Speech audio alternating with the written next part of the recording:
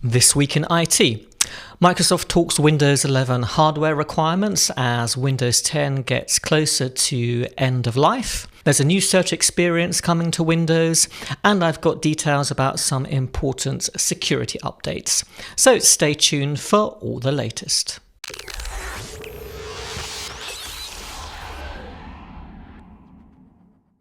Welcome to This Week in IT, the show where I talk about everything connected to Windows, Azure, and Microsoft 365. But before we get started today, I've got a quick favour to ask you. About 30% of the people who watched last week's video weren't subscribed to the channel. Now, as we go live today, we're on about 10,550 subscribers, so I'd love it if we could bump that up to 10,600 this week. So if you'd like to support these weekly news updates from petri.com, please subscribe to the channel and don't forget to hit the bell notification to make sure that you don't miss out on the latest uploads. This week's first piece of news shouldn't come as much of a surprise. This week, a Microsoft senior product manager, Stephen Hoskin, said that the requirement for Windows 11 to have a TPM, so that's a Trusted Platform Module 2.0 chip, is not going away. And he went on to say that it's a necessity for a secure and future-proof Windows 11. Now, the Trusted Platform Module is actually quite common in all modern hardware, really. It's very unlikely that you'd be able to buy a PC today without one. Now, a TPM is essentially a device within a PC that provides hardware-level security. So rather than relying on software, the operating system, for instance, to secure things like encryption keys, that responsibility is taken over by hardware, and it's much harder for hackers to exploit any secrets that are stored within a TPM. So that's the idea of this, and there are lots of features within Windows that rely on that. For instance, a BitLocker, credential guard, those kind of things, virtualization and base security, all rely on having this TPM chip. Now, interestingly, the latest release of Windows Server, so that's Windows Server 2025, doesn't have TPM as a stringent requirement. There are some features within that Windows Server that do require that TPM, just like Windows 11, but you can actually go and install Windows Server 2025, which has the same code base as Windows 11, even if you don't have a TPM chip on the device, unlike Windows 11. So that's really interesting. And some people are saying, well, look, Windows 10 is coming to end of support in fall 2025, so there's not long to go, less than a year now.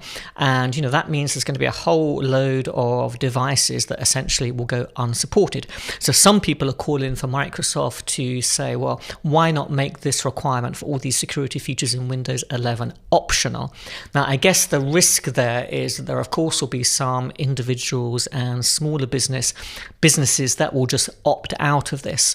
Then when there's a major security incident, who's going to be blamed? Microsoft.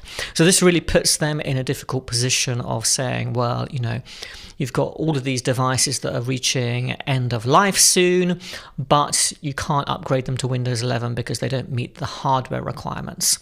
So let me know what you think in the comments below about this strict hardware requirement for Windows 11. Do you think that Microsoft should give organizations and individuals the option to opt out of it? I'd like to know what you think.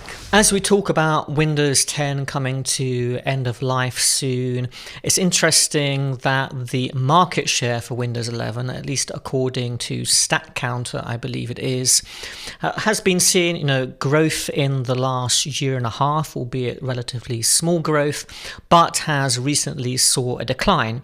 So these stats show that it went from 35.6% market share in October to 34.9% in November, so you've got a slight drop there. And Windows 10, on the other hand, has managed to grow its share of the market, and it has just under 61.8%. So that's interesting, that slight shift in market share there as we get closer to Windows 10 reaching end of life. If you're still on Windows 10 and you can't upgrade to Windows 11 for whatever reason, reason, then you're going to have to look at paying for extended support so that you're still able to get security updates going forwards. And there are various options for individuals and organizations to do that if you are in that position and you don't want to update your hardware. There was some information floating around on Twitter this week about a new file search companion app coming to Windows 11. Now, if you remember back to Ignite, Microsoft announced that they would be releasing various companion apps for the OS, and this information is just a few screenshots that have been posted on Twitter.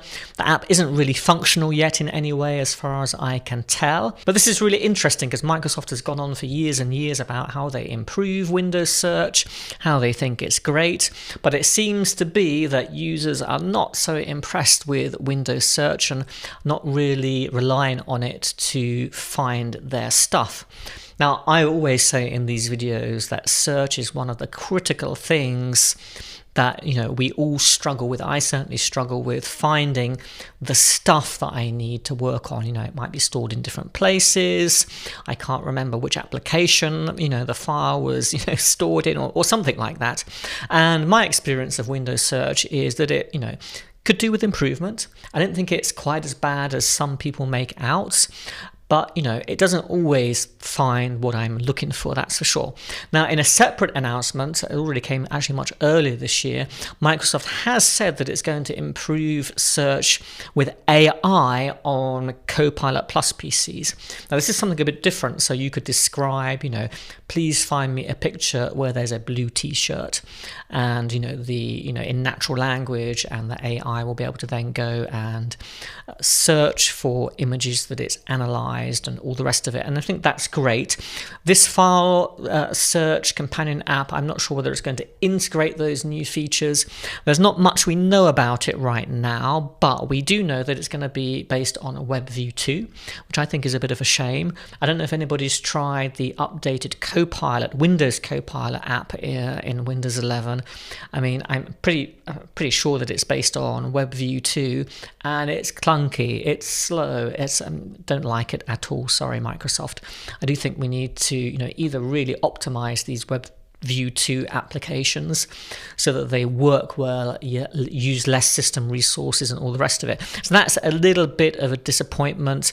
We do know that the new file search companion app will be able to search local and cloud files, so I assume at least out of the gate that means OneDrive. Not sure whether it will integrate with other cloud storage services. We'll have to wait and see. But I think this is an interesting update, and I will be really interesting to see if this app really answers a lot of the dissatisfaction that people have with the built-in Windows search as it stands today. Here's a little bit of interesting news about the Microsoft Store. Now, at the moment, it does support Win32 apps. That's something that Microsoft added already 2-3 years ago now, I think, if I remember correctly. But a lot of Win32 apps, including things from Microsoft, like Microsoft Teams, have their own update mechanisms. They don't rely on the Windows Store update mechanism. So the problem with that is if you use the store to install a Win32 app and it has its own update mechanism, the store and that app don't talk to each other. So if you go into the store and click Get Updates, it won't be able to update that app. That is changing. So when you open the Microsoft Store, provided you installed that Win32 app through the store, when you hit Get Updates, that app will be listed and you'll be able to click Update and it will go off and update the app. Now, I'm not quite sure how all that's going to work from a technical point of view, whether developers have to make some change to their Win32 apps. I imagine that yes, they do.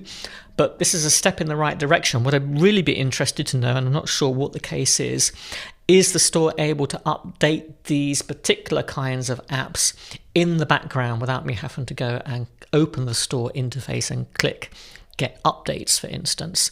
But nevertheless, this is, keeping software up to date is a big problem for organizations and individuals. And this is a step in the right direction for making sure that it's easier for apps to be updated. Now, I know that a lot of big organizations just disable the Microsoft Store. That's fair enough if you have some management system in place to deploy software, to update that software, but you think a lot of smaller organizations don't, individuals don't.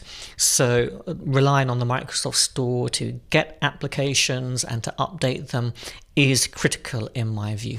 This is some news that came out of Ignite and hasn't got a huge amount of coverage, but Microsoft announced the general availability of their security exposure management tool at Ignite. It had been in preview since earlier this year, and this application is designed to look at your entire infrastructure, work out where the weak points are, and to show you what it is you need to do, where there are potential gaps in your security strategy, and what you might do to improve the situation.